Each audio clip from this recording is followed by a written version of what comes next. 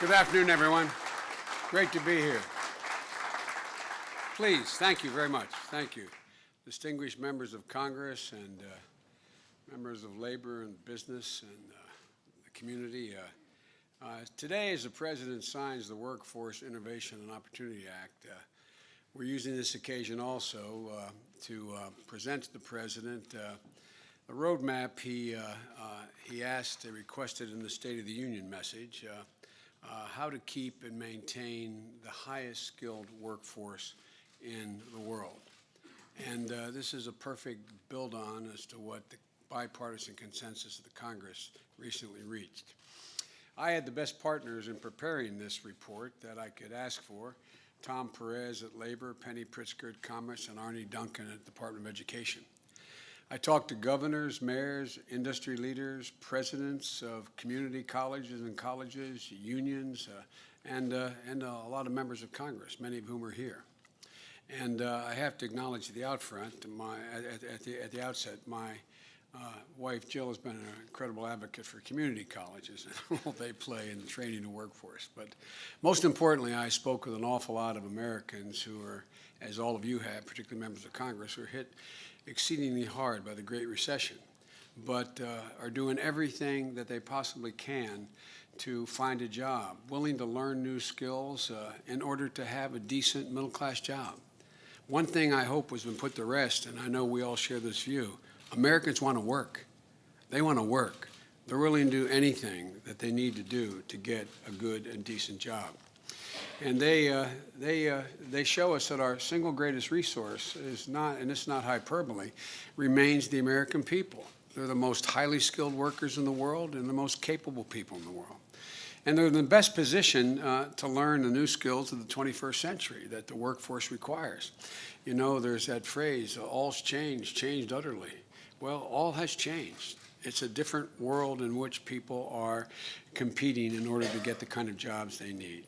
Whether it's in advanced manufacturing or clean energy or information technology or healthcare, all areas that are booming, all areas where America's back. And the core question that we set out to answer, and I'm sure my colleagues did as well, was how do you connect? How do you connect these workers who desperately want a job and will do all they need to do to qualify? How do you connect them with jobs? How do Americans know what skills employers need? It sounds like a silly question, but how do they know? And how do they get these skills once they know what skills are needed for the job? And where do they go to get those jobs? This report is designed to help answer those extremely practical questions. It includes 50 actions the federal government and our outside partners are taking now to help fill this skills gap. There is this new strategy that we think will lead directly to more middle-class jobs. These actions are going to help promote partnerships between educational institutions and workforce institutions. They're going to increase apprenticeships, which will allow folks to learn and earn while they learn. And it will empower job seekers and employers with better data on what jobs are available and what skills are needed to fill those jobs. Let me tell you a story why all this matters. And I've been all over the country and invited by many of you into your districts and states in order to look at programs you have that are similar to what we're proposing today. But I was recently, and I could talk about many of them, but I was recently in Detroit just last week. And I met with an incredible group of women at a local community college. Now, all these women came from hardscrabble neighborhoods in Detroit. They happened to be all women. It was coincidence.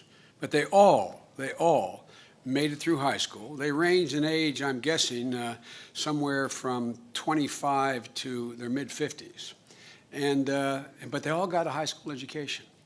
And they were absolutely determined to do more to be able to provide for themselves and their families. Through word of mouth, Tom, they heard about a coding boot camp, computer coding, a coding boot camp.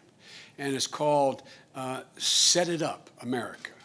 And it was a partnership between Wayne County Community College and a company called UST Global. Now, it's an intensive 4-month, just 4-month, but intensive 8-hour day, I think. It's almost the whole day.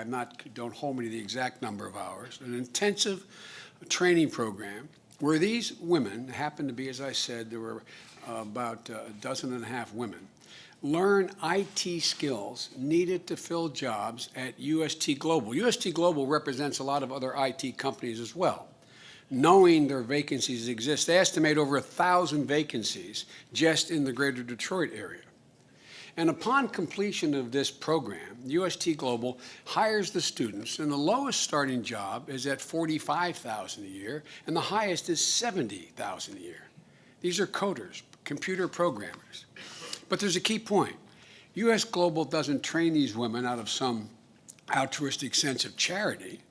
They do it because it's a very, very smart business decision. There's an overwhelming need for more computer coders, as does not just UST Global, but the entire industry. By 2020, our research shows there will be 1.4 million new IT jobs all across this country. And the pay is in the $70,000 range. I was so proud of these women. You know, as I said, my wife teaches at a community college. Her average class age of the people in our class is 28 to 30 years old. And just think of yourself, what courage it takes. You're out of high school, you've graduated, you've been bumping along in a job trying to make it, you've been out 2, 5, 10, 15 years, and someone says, there's this opportunity to take this program, to learn Java, to learn a new language, to learn how to operate a computer in a way that you can code it. It takes a lot of courage to step up. It takes a willingness to be ready to fail. These women were remarkable, but they're not just these women. They write code. So they weren't out there. They were, you know, they knew someone who had gotten a job because of the program, and they thought they could do it. So they learned an entire new language, and they displayed an initiative that was remarkable to see. They showed up. They worked hard because they want a good paying job. They want to make a decent living. They want to take care of themselves and their families. Folks, that's what, as I know all of my colleagues believe, that's what this is all about. It's not just information technology. Manufacturing. 100,000 high-tech manufacturing jobs available today in the United States because the employers cannot find workers with the right skills. That number of highly skilled manufacturing jobs is going to grow to 875,000 by 2020. And folks, you know, I was recently up in Michigan, and Dow Kokum has a plant there. They couldn't find anybody with photovoltaic technology, didn't know how to run the machines. So the community college and the business, they roll the machines right into the community college because of the help you all have provided in Congress, the funding. And it's like an assembly line. These are good paying jobs. And in energy, 26% more jobs for petroleum engineers, average salary $130,000 a year. 25% more jobs for solar panel installers, $38,000 a year. 20% more jobs needed, more electricians are needed, earning $50,000 a year. All now and in the near term. These are real jobs. These are real jobs. Healthcare. There are 20% more jobs, or 526,000 more that are needed in the healthcare industry. Registered nurses, jobs that pay $65,000 a year. There's training programs in all of your states and districts where you go out there, and while you're a practical nurse, you can still be working and be essentially apprentice while you are learning how to become and taking courses to be a registered nurse.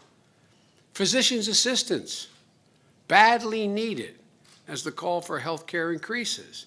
What's the number, Tom? 130,000 a year, roughly?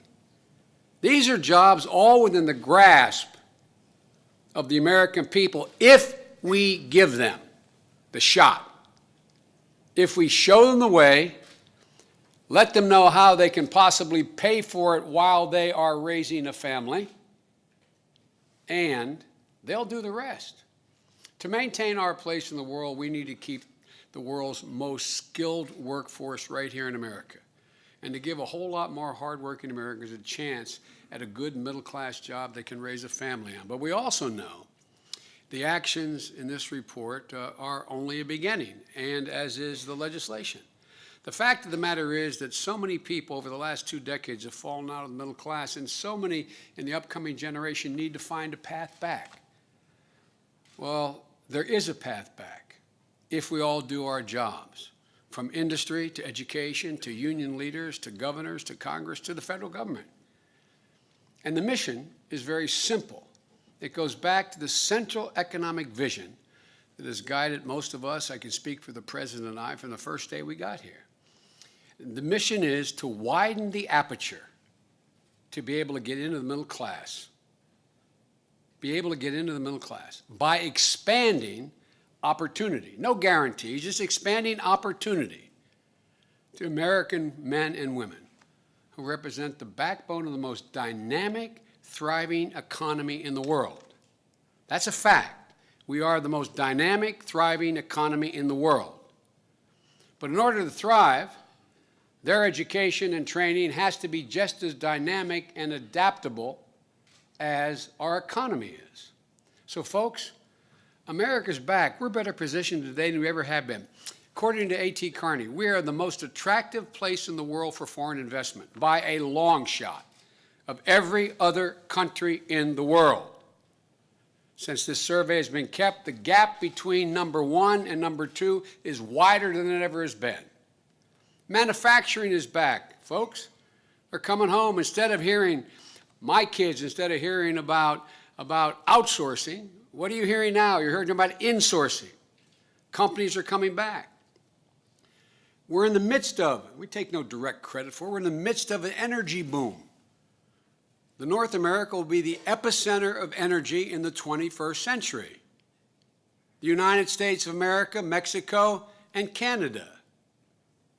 We remain the leader in innovation. We have the greatest research universities in the world. We have the most adaptive financing systems in the world to go out and take chances on new startups. And American workers are the most productive in the world. They want to work. But to seize this moment, we need to keep the world's most skilled workforce here in America. And I think today in this bipartisan group, we're ready. The American people are ready. And I know the man I'm about to introduce is ready. He wakes up every morning trying to figure out, how do we give ordinary Americans an opportunity? Again, this is just about opportunity, man. Simple opportunity. How do we give them an opportunity because they are so exceptional? Ladies and gentlemen, I think everyone in this room shares that goal, providing for opportunity. And the man I'm about to introduce, that's all he talks about, it seems to me, when he talks to me. Ladies and gentlemen, the President of the United States, Barack Obama. Good job, man. As usual. Thank you. Thank you so much. Everybody, please be seated. Thank you. Well, welcome to the White House, everybody. And I want to thank Joe for the generous introduction, but more importantly for everything he does day in, day out on behalf of American workers. And I want to thank the members of Congress who are here from both parties who led the effort to reauthorize the Workforce Investment Act. And when President Clinton signed the original Workforce Investment Act back in 1998, he said it was a big step forward in making sure that every adult can keep on learning for a lifetime. And he was right. The law became a pillar of American job training programs. It's helped millions of Americans earn the skills they need to find a new job or get a better paying job. But even back then, even 1998, our economy was changing. The notion that a high school education could get you a good job and that you'd keep that job until retirement wasn't a reality for the majority of people. Advances in technology made some jobs obsolete. Global competition sent other jobs overseas. And then, as we were coming into office, the Great Recession pulled the rug out from under millions of hardworking families. Now, the good news is today, nearly 6 years after the financial crisis, our businesses have added nearly 10 million new jobs over the past 52 months. Manufacturing is adding jobs for the first time since the 1990s. The unemployment rate is at its lowest point since September of 2008. By the way, the fastest one-year drop in nearly 30 years. There are now more job openings than at any time since 2007, pre-recession. For the first time in a decade, as Joe mentioned, business leaders around the world have declared that the number one place to do business, the number one place to invest isn't China, it's the United States of America. So thanks to the hard work of the American people and some decent policies,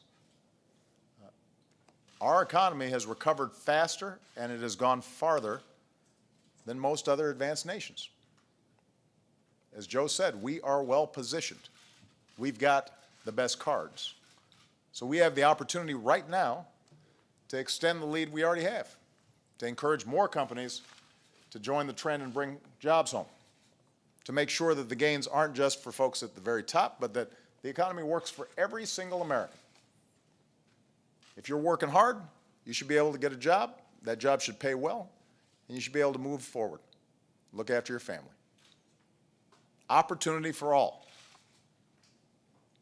And that means that even as we're creating new jobs in this new economy, we have to make sure that every American has the skills to fill those jobs. And keep in mind, not every job that's a good job out there needs a 4-year degree, but the ones that don't need a college degree generally need some sort of specialized training.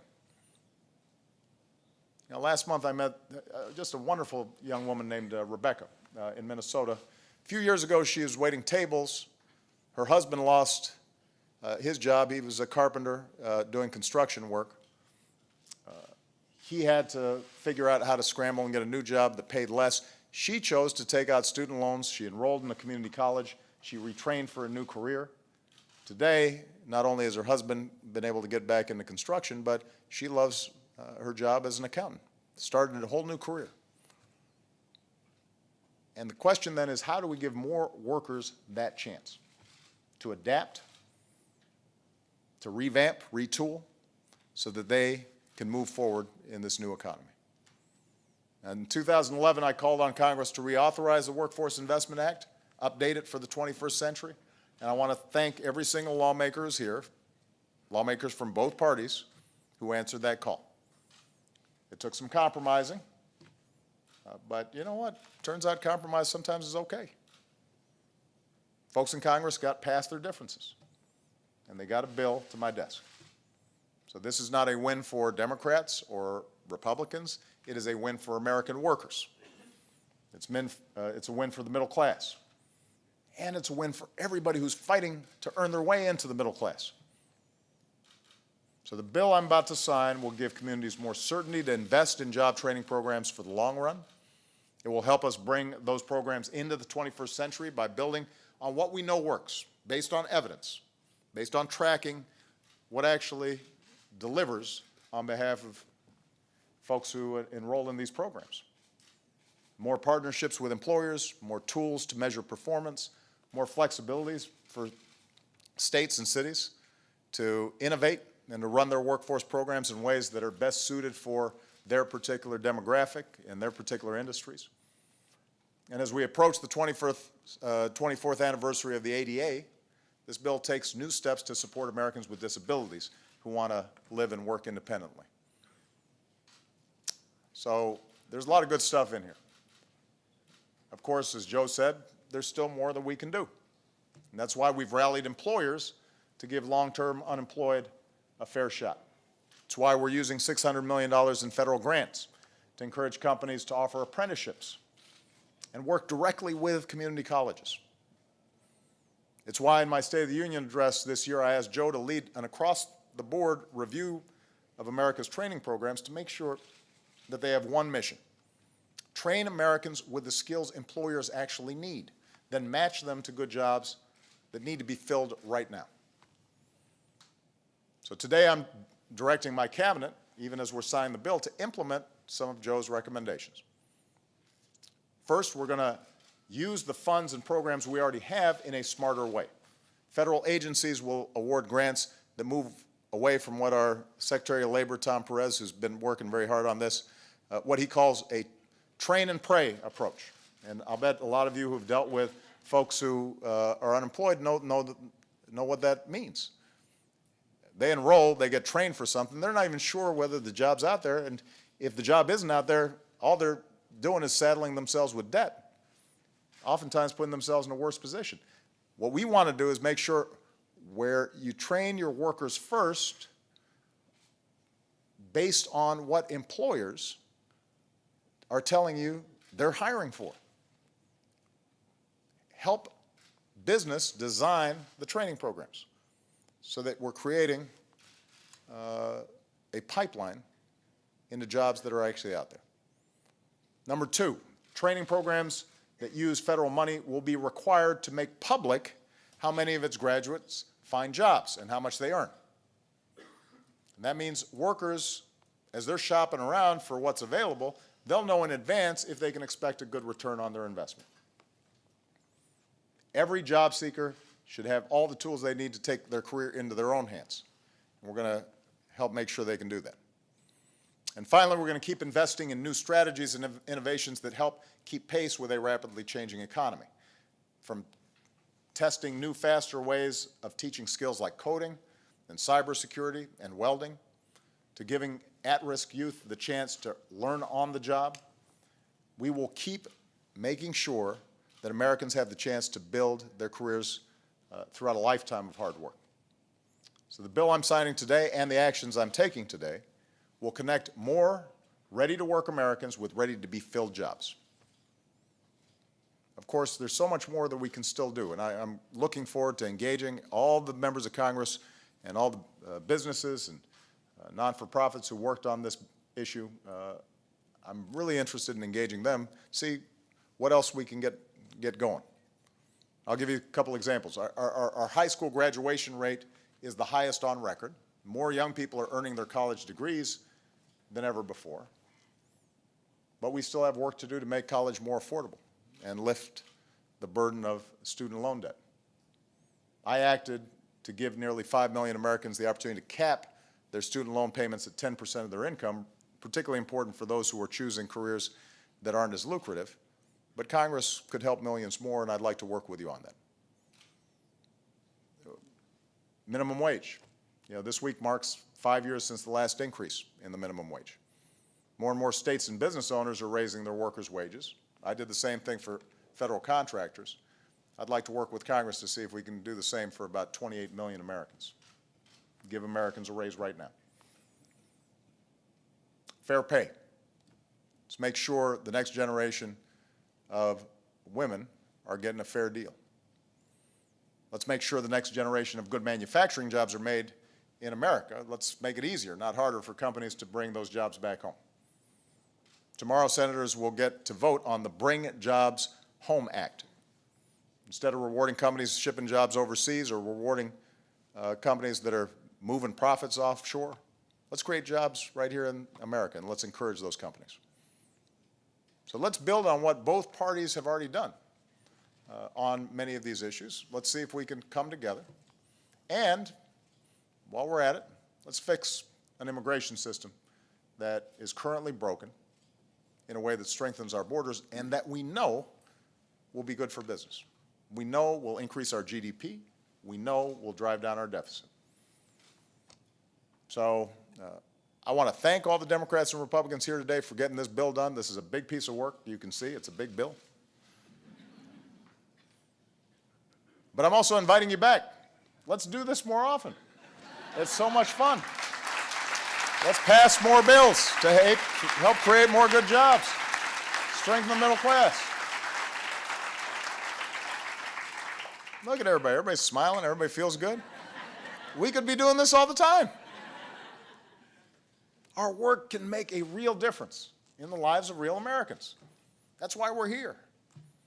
We'll have more job satisfaction. The American people, our customers, they'll feel better about the product we produce.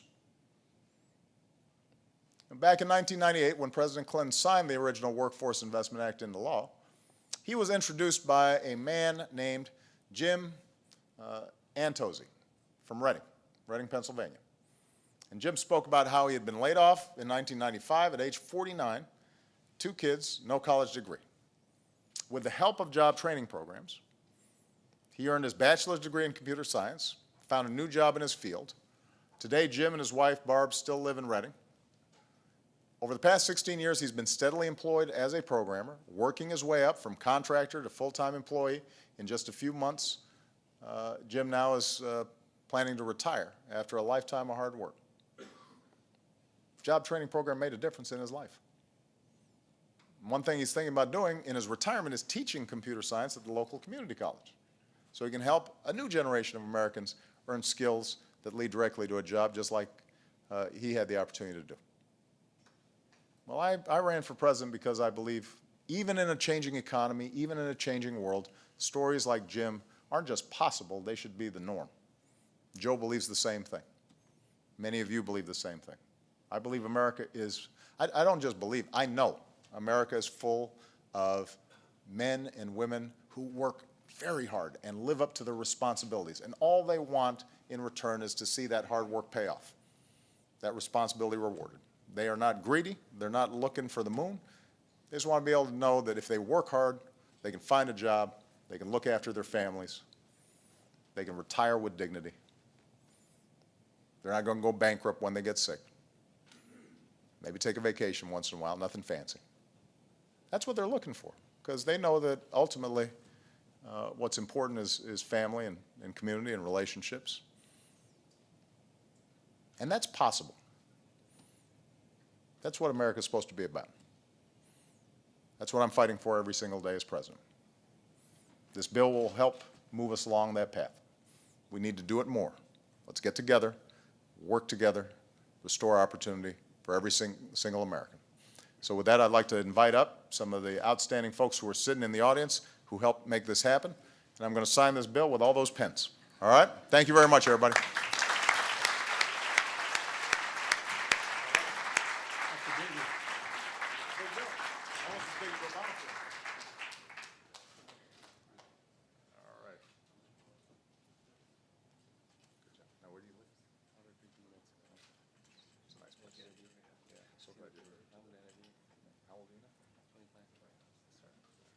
Just starting your life. Come on. Come on. Bill right next to you. Hey, Joe. Stand right here. Right next to you.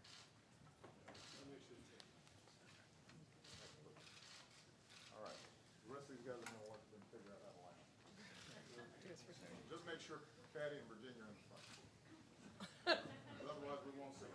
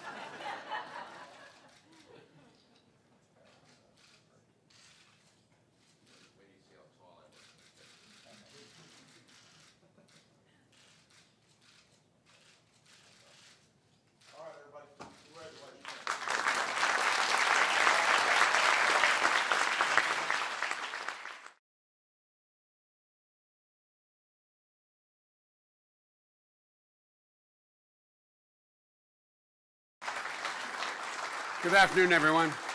Great to be here. Please, thank you very much. Thank you. Distinguished members of Congress and members of labor and business and the community. Today, as the President signs the Workforce Innovation and Opportunity Act, we're using this occasion also to present to the President the roadmap he asked, requested in the State of the Union message, how to keep and maintain the highest skilled workforce in the world. And this is a perfect build-on as to what the bipartisan can exceedingly hard by the Great Recession, but are doing everything that they possibly can to find a job, willing to learn new skills in order to have a decent middle-class job. One thing I hope has been put to rest, and I know we all share this view, Americans want to work. They want to work. They're willing to do anything that they need to do to get a good and decent job. And they show us that our single greatest resource is not, and it's not hyperbole, remains the American people. They're the most highly skilled workers in the world and the most capable people in the world. And they're in the best position to learn the new skills of the 21st century that the workforce requires. Need. It sounds like a silly question, but how do they know? And how do they get these skills once they know what skills are needed for the job? And where? Where do they go to get those jobs? This report is designed to help answer those extremely practical questions. It includes 50 actions the federal government and our outside partners are taking now to help fill this skills gap. There is this new strategy that we think will lead directly to more middle-class jobs. These actions are going to help promote partnerships between educational institutions and workforce institutions. They're going to increase apprenticeships, and which will, you know, there's that phrase, all's changed utterly. Well, all has changed. It's a different world in which people are competing in order to get the kind of jobs they need. Whether it's in advanced manufacturing or clean energy or information technology or healthcare, all areas that are booming, all areas where America's back. And the core question that we set out to answer, and I'm sure my colleagues did as well, was how do you connect? How do you connect these workers who desperately want a job and will do all they need to do to qualify? How do you connect them with jobs? How do Americans know what skills employers, census the Congress recently reached? I had the best partners in preparing this report that I could ask for. Tom Perez at Labor, Penny Pritzker at Commerce, and Arnie Duncan at the Department of Education. I talked to governors, mayors, industry leaders, presidents of community colleges and colleges, unions, and a lot of members of Congress, many of whom are here. And I have to acknowledge at the at the outset, my wife Jill has been an incredible advocate for community colleges and the role they play in training the workforce. But most importantly, I spoke with an awful lot of Americans who are, as all of you have, particularly members of Congress, who are hit